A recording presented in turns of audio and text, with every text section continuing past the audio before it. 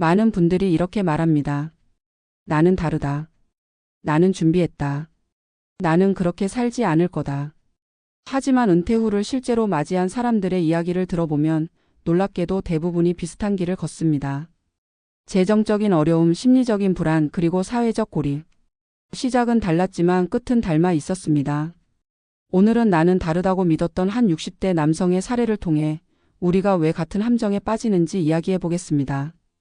그는 35년간 대기업에 근무했습니다.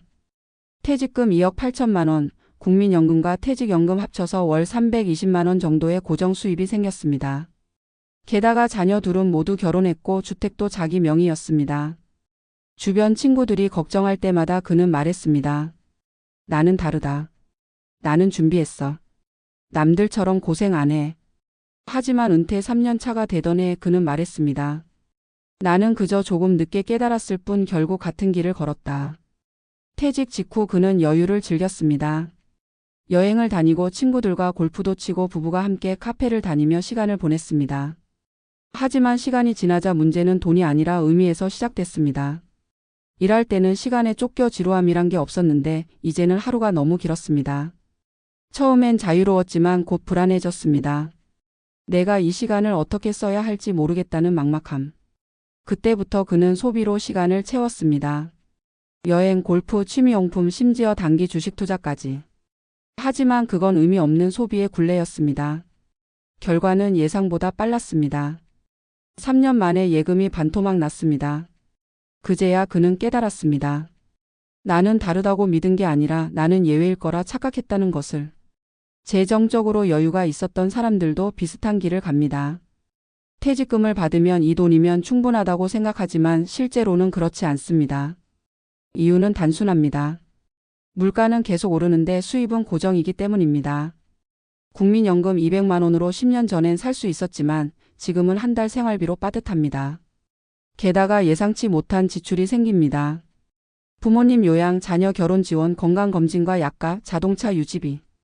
이 모든 게 계획에 없던 변수로 찾아옵니다. 결국 나는 다르다고 믿은 사람도 그 믿음이 깨지는 순간이 옵니다. 심리적으로도 같습니다. 일을 떠나면 나라는 사람의 정체성이 흔들립니다. 직장에서 인정받고 필요로 되었던 시간은 끝났습니다. 이제 아무도 자신을 찾지 않습니다. 처음엔 좋았던 쉼이 점점 방치로 변합니다. 아침에 일어나도 갈 곳이 없고 점심을 먹을 사람도 줄어듭니다. 나는 외로움을 잘 견딜 수 있다고 말하던 사람조차 1년쯤 지나면 표정이 달라집니다. 고립은 조용히 스며듭니다. 그럴 때 찾아오는 건 우울이 아니라 무력감입니다. 이제 내 역할은 끝났구나라는 생각이 드는 순간 삶의 방향이 흐려집니다. 그 남성도 그랬습니다.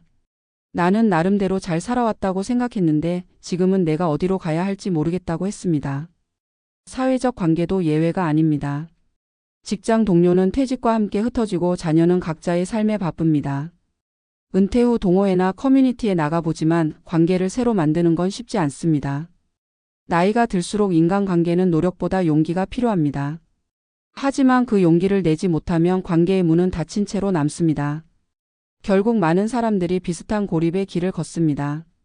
나는 외로움을 잘 견딘다고 믿었던 사람조차 어느 날 갑자기 혼밥이 익숙해지고 무언의 침묵이 일상이 됩니다.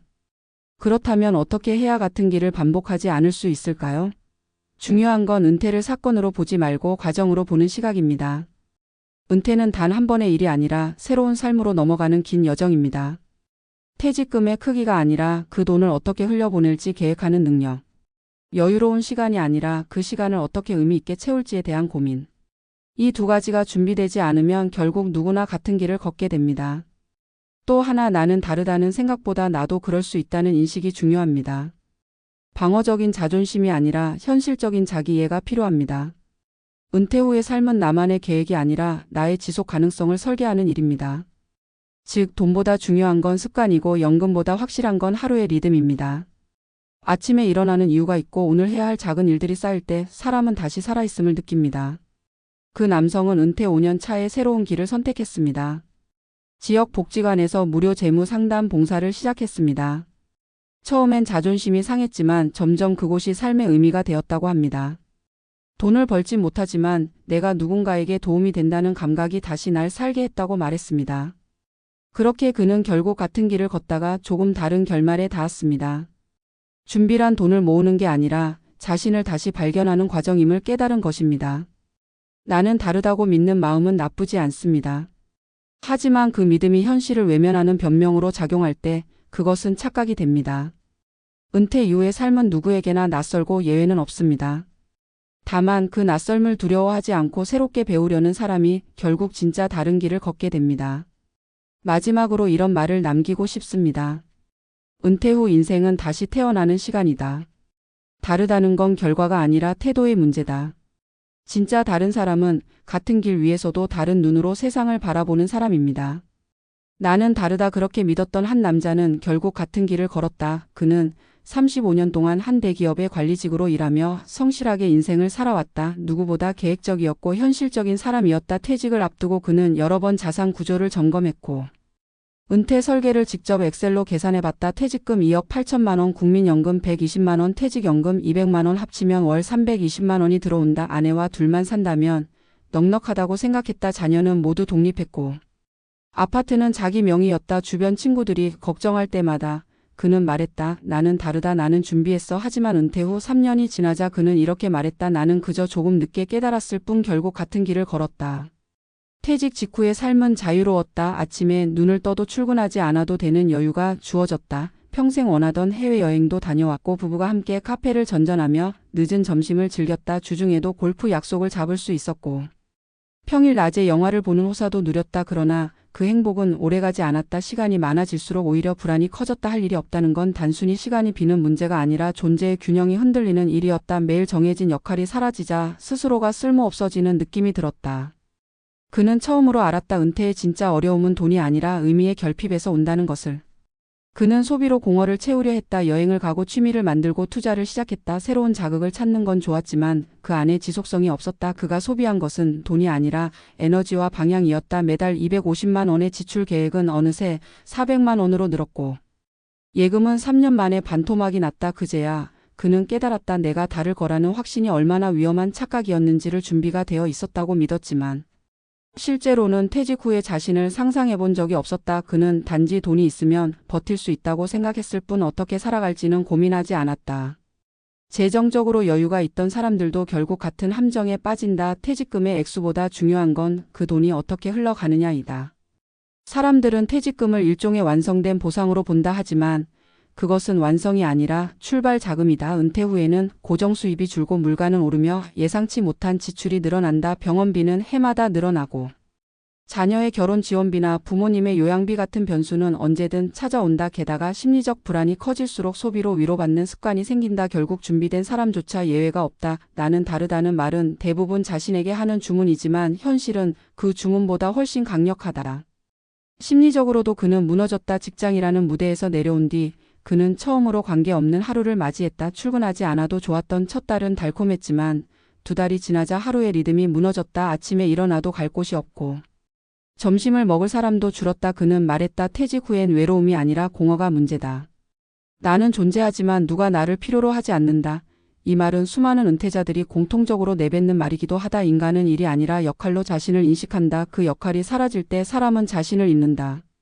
사회적 관계 역시 빠르게 약해졌다. 직장 동료와는 연락이 끊겼고 자녀는 각자의 삶에 바빴다. 동호회에 나가봤지만 이미 오랜 기간 함께해온 사람들 사이에 섞이기가 쉽지 않았다. 그는 말없이 돌아오곤 했다. 나는 낯선 환경에서도 잘 적응할 줄 알았다. 그런데 나이 들고 나서는 그게 안 된다.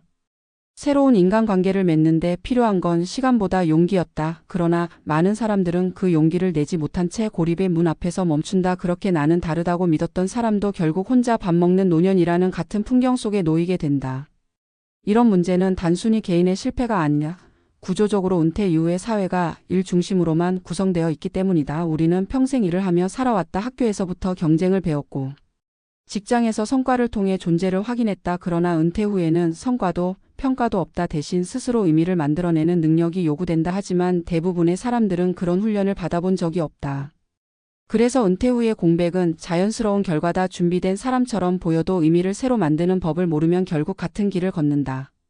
그렇다면 어떻게 해야 다를 수 있을까? 첫째, 은퇴를 끝이 아니라 전환의 시간으로 봐야 한다. 퇴직금은 마침표가 아니라 쉼표다. 그 돈으로 무엇을 더 이루고 싶은지 구체적인 그림이 필요하다. 둘째, 돈보다 중요한 것은 리듬이다. 아침에 일어나는 이유와 하루를 살아가는 구조를 다시 세워야 한다. 일할 때처럼 빡빡할 필요는 없지만 일정한 흐름이 있어야 한다. 셋째, 새로운 사회적 연결을 미리 만들어야 한다. 퇴직 후 동호회나 지역 커뮤니티에 들어가면 낯설고 어색하다. 하지만 그 어색함을 견디는 게 진짜 용기다. 관계는 나이가 들수록 우연이 아니라 의지로 만들어진다.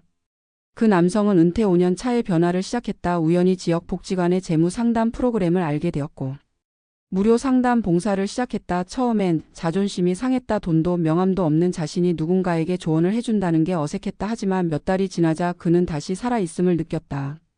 내가 아직 누군가에게 도움이 될 수 있다는 사실이 나를 살렸다고 했다. 돈을 벌진 못했지만 의미를 얻었다. 그에게 은퇴는 끝이 아니라 두 번째 성장의 기회가 되었다. 결국 그는 말한다. 나는 다르다고 믿었지만 결국 같은 길을 걷다가 다른 결말에 도달했다. 그는 더 이상 다르다고 주장하지 않는다. 대신 이렇게 말한다. 나도 흔들릴 수 있다. 다만 다시 일어설 수 있다. 은퇴 이후의 삶은 예외가 아니라 과정이다. 모두가 비슷한 어려움을 겪지만 그걸 받아들이는 태도에 따라 결과는 달라진다. 준비란 돈을 모으는 게 아니라 자신을 이해하는 일이다. 자신의 불안을 인정하고 의미를 다시 찾아가는 일이다. 우리는 흔히 나는 다르다는 생각으로 자신을 위로한다. 하지만 다르다는 건 결과가 아니라 태도다. 같은 현실 속에서도 다른 눈으로 세상을 보는 사람, 같은 길을 걸으면서도 멈추지 않고 다시 방향을 찾는 사람, 그 사람이 진짜 다르다. 은퇴는 모두에게 주어지는 두 번째 인생의 시작점이다. 그 시간을 어떻게 해석하느냐가 인생의 깊이를 결정한다. 결국 진짜 준비된 사람은 돈이 많은 사람이 아니라 자신을 새로 쓰는 사람이다. 오늘 이 말을 마음에 새겨보길 바란다. 나는 다르다가 아니라 나는 다시 시작할 수 있다. 이것이 은퇴 이후 진짜로 다른 길을 걷는 사람의 첫 문장이다.